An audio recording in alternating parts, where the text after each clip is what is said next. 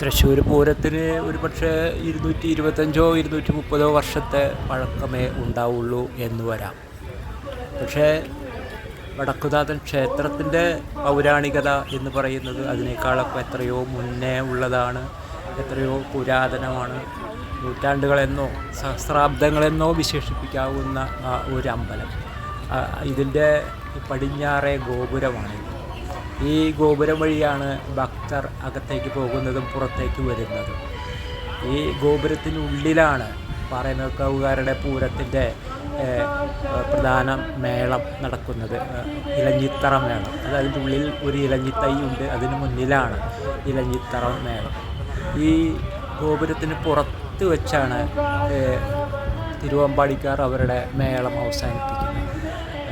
പൂരത്തിൻ്റെ പിറ്റേ ദിവസം രണ്ടു കൂട്ടരും ഉപചാരം ചൊല്ലി പിരിയുന്നതും ഈ ക്ഷേത്ര ഗോപുരത്തിൻ്റെ പടിഞ്ഞാറേ ഗോപുരത്തിൻ്റെ മുന്നിലാണ്. അതുമാത്രമല്ല, എല്ലാ ഘടകപൂരങ്ങളും വന്നു ചേരുന്നതും ഈ ഗോപുരത്തിന് മുന്നിലാണ്.